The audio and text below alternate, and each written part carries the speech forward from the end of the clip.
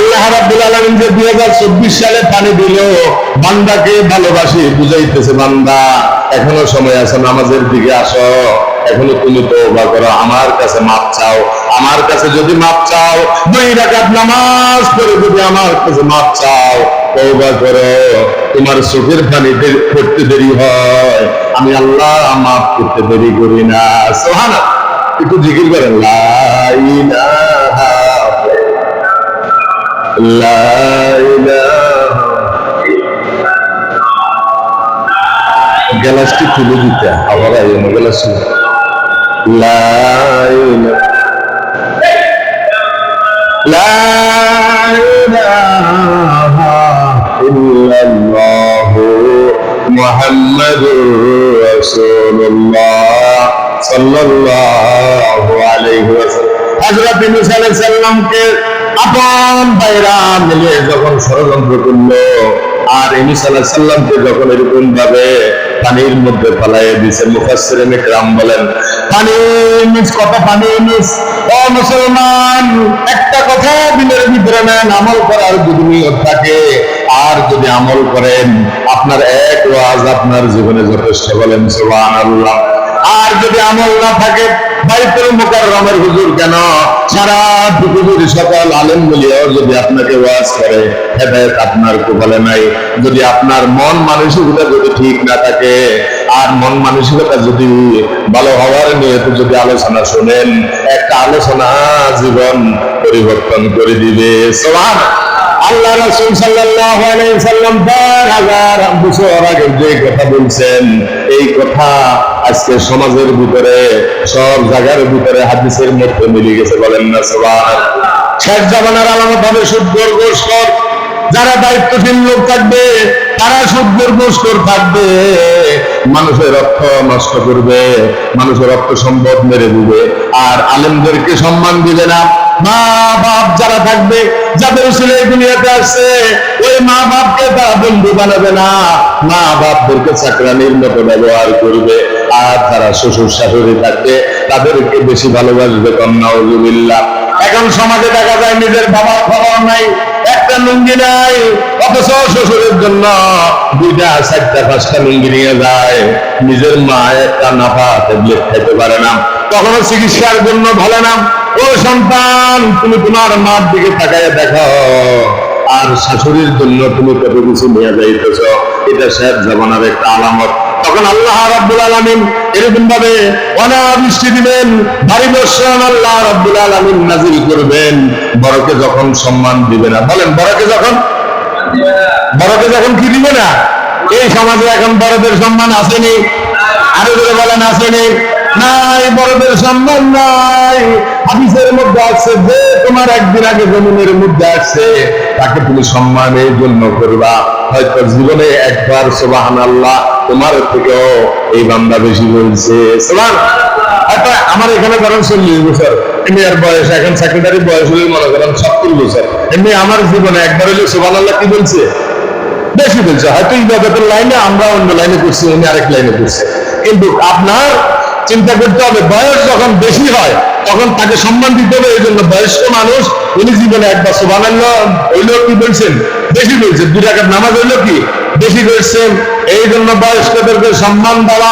নবীজি বলেন, যখন 3 জিনিস থাকবে না, সে আমার উম্মত নয়। এই জমিনের ভিতরে আল্লাহ রাব্বুল আলামিন বসাইয়া দিবেন, ভূমিকম্প দিবেন, পানি দিবেন। 1 নম্বর হইলো বড়কে সম্মান দিবে না। বলেন বড়কে কি? 2 নম্বর হলো আলেমকে সম্মান করবে না। মুসলমান, বাংলার জমিনের দিকে তাকাইয়া দেখেন, একজন আলেম কোন কোটি টাকা মারি খায় নাই। বাংলার জমিনের দিকে 2.5 থেকে এরকম ভাবে 3 লাখ মসজিদের ইমাম আছে। ইমাম সাহেবরা নামাজের পরে দোয়া করে, আল্লাহ এই মসজিদের আশেপাশে যত কবর আছে প্রত্যেকের কবরে আযাব আল্লাহ আপনি মাফ করে দেন। মসজিদের আশেপাশে যত মুসল্লি আছে, মুসল্লিদের ভিতরে সুখ শান্তি ফয়সালা করে দেন। এই মসজিদের উসিলায় এলাকাবাসী সকলকে মাফ করে দেন বলে বলেন সুবহানাল্লাহ। কিন্তু বড় আফসোসের বিষয়, একজন ইমামকে আমরা বন্ধু বানাইতে পারলাম না।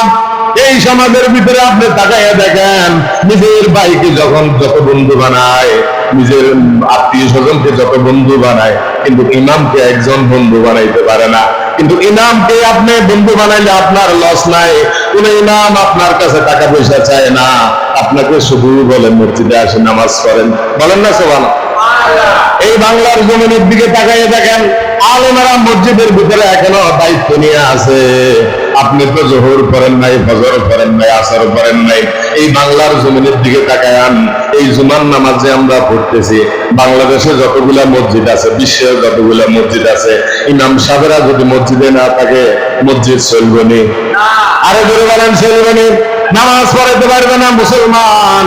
দুঃখের বিষয়, আপনারা মনে কষ্ট নিয়েন না, কিন্তু ইমাম হলো আপনাদের বন্ধু, মসজিদ হলো শের জামানা, মসজিদ হলো আপনাদের এলাকার জন্য হেদায়েতের একটা মার্কাজ, বলেন না সুবহানাল্লাহ। কিন্তু মসজিদে মানুষ আশ্রয় নাম, হাদিসে আছে মসজিদে যদি মানুষ আশ্রয় নেয় ওই লোকটাকে আল্লাহ হেফাজত করবে, কবরস্থানে যদি মানুষ যায় হেফাজত করবে।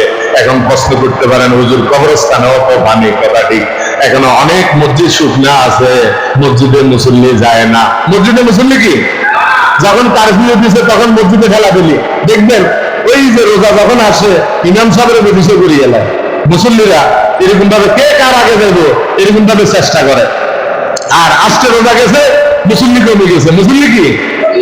আবার দেখেন এখন মসজিদে ঢুকলে কোনো অসুবিধা আছে না, আল্লাহ ডাকলে কেউ মানা করবে না, কিন্তু আমাদের খাওয়া দাওয়া সব ঠিক।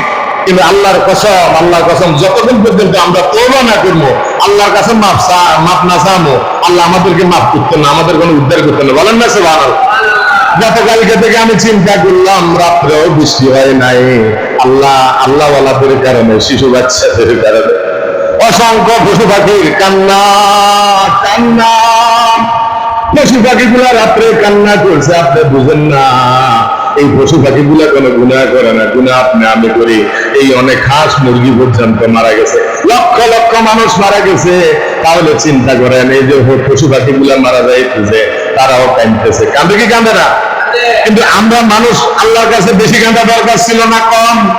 কিন্তু আমরা বেশি কাঁদি নাই। বড় আফসোসের বিষয়, এই যে আমার দিকে তাকান, আমারও গুনাহ আছে, আপনারও গুনাহ আছে, প্রত্যেকেরও গুনাহ আছে। কারো গুনাহ কম, কারো গুনাহ বেশি, কারো গুনাহ কম, কারো গুনাহ বেশি। কিন্তু যদি আমরা আল্লাহর কাছে চাই, আল্লাহ মাফ করতে পারে কি পারে না? এই জন্য সকলে বেশি থেকে বেশি আস্তাগফির বলবেন, আমার সাথে বলেন আস্তাগফিরুল্লাহ রাব্বি মিন কুল্লি যামবি ওয়া আতুবু ইলাইহি ওয়া লা হাওলা ওয়া লা কুওয়াতা ইল্লা বিল্লাহ।